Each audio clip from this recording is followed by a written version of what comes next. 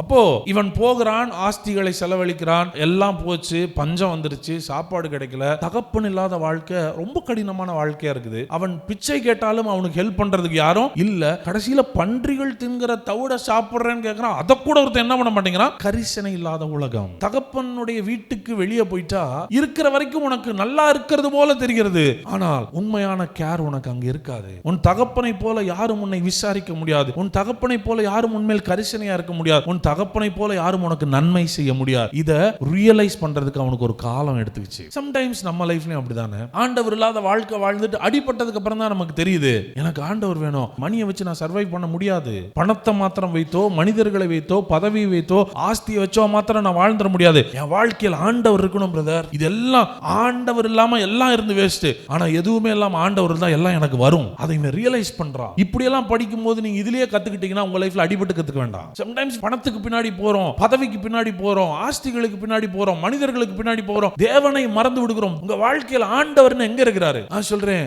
தேவனோடு வாழ பழகுங்கள். நீங்கள் ஒரு நாளும் குறைவு விட்டு போவதே இல்லை.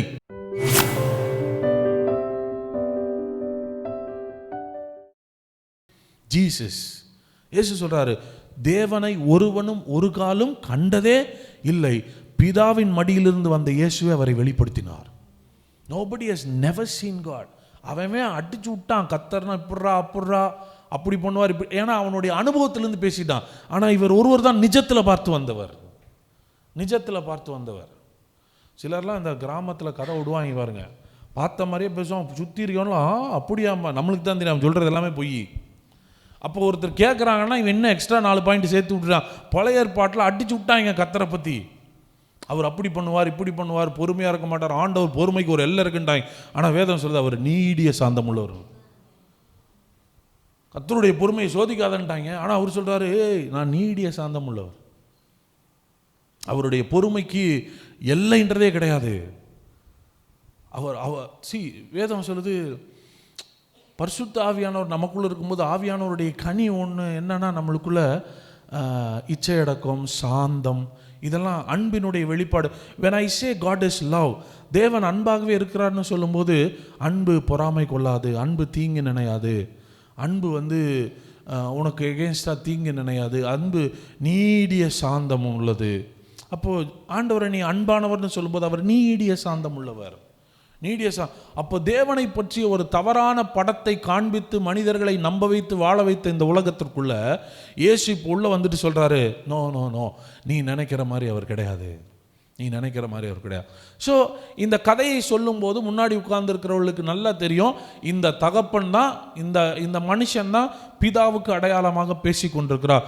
அப்போ 2 விதமான குமாரர்கள் அவனுக்கு இருக்கிறார்கள். ஒருத்தன் சொல்கிறேன் நான் தான் கரெக்டு, எங்கள் அப்பாவுக்கு நான் உண்மையாக இருப்பேங்கிறான். இன்னொருத்தன் சொல்கிறேன் எங்கள் அப்பாவே வேண்டான்ட்டு என்ன பண்ணிட்டான், போயிட்டான். 2 பேருக்குமே அப்பா நல்லவராக தான் இருக்கிறாரு. இப்போ இவர் ஜீசஸ் என்ன ப்ரொஜெக்ட் பண்ணுறாருன்னா, வீட்டில் இருக்கிற மூத்த குமாரன் யூதன், வீட்டை விட்டு போனவன் யாரு? புறஜாதிக்கு அடையாளம். இப்போ 2 பேரை ரெப்ரசன்ட் பண்ணி 2 பசங்களை காட்டுறாரு. இந்த இளையவன் எங்கன்னா போய் பன்றிகளோடு இருக்கிறான். அப்படின்னா தீண்டத்தகாத இடத்திற்கு போய் சேர்ந்து விடுகிறான். அப்பா விட்டு தூரம் போயிட்டான். அப்போது அவனுக்கு அப்பா யாராக இருக்கிறாரு? இல்லை யூதன் நான் தான் கரெக்டுன்னு சொல்கிறவனுக்கு அப்பா யாராக இருக்கிறார்? அவருக்கு நீ 2 பேருமே வேணும்டான்றாரு. இங்கே யூதன் என்ன சொல்லிட்டு இருக்கிறான்னா, நான் தான் ஆண்டவருக்கு, மற்றவன்லாம் தேவையில்லான்றான். ஏசு சொல்கிறார், நீ வேணும் அவனும் வேணும், 2 பேருமே அறியாமையில் இருக்கிறீங்கன்றார். அப்போது இவன் போகிறான், ஆஸ்திகளை செலவழிக்கிறான், எல்லாம் போச்சு, பஞ்சம் வந்துருச்சு, சாப்பாடு கிடைக்கலன்னும் போது வித்தவுட் ஹிஸ் ஃபாதர், தகப்பன் இல்லாத வாழ்க்கை ரொம்ப கடினமான வாழ்க்கையாக இருக்குது. அவன் பிச்சை கேட்டாலும் அவனுக்கு ஹெல்ப் பண்ணுறதுக்கு யாரும் இல்லை. கடைசியில் பன்றிகள் தின்கிற தவிட சாப்பிட்றேன்னு கேட்குறான். அதை கூட ஒருத்தர் என்ன பண்ண மாட்டேங்கிறான்? கரிசனை இல்லாத உலகம்.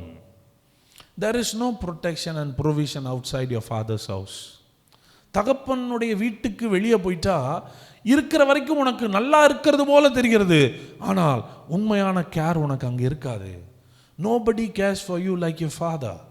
உன் தகப்பனை போல யாரும் உன்னை விசாரிக்க முடியாது. உன் தகப்பனை போல யாரும் உன்மேல் கரிசனையாக இருக்க முடியாது. உன் தகப்பனை போல யாரும் உனக்கு நன்மை செய்ய முடியாது. இதை ரியலைஸ் பண்ணுறதுக்கு அவனுக்கு ஒரு காலம் எடுத்துக்கிச்சு. சம்டைம்ஸ் நம்ம லைஃப்லையும் அப்படி தானே. ஆண்டவர் இல்லாத வாழ்க்கை வாழ்ந்துட்டு அடிபட்டதுக்கு அப்புறம் தான் நமக்கு தெரியுது, ஐ நீட் காட். எனக்கு ஆண்டவர் வேணும்.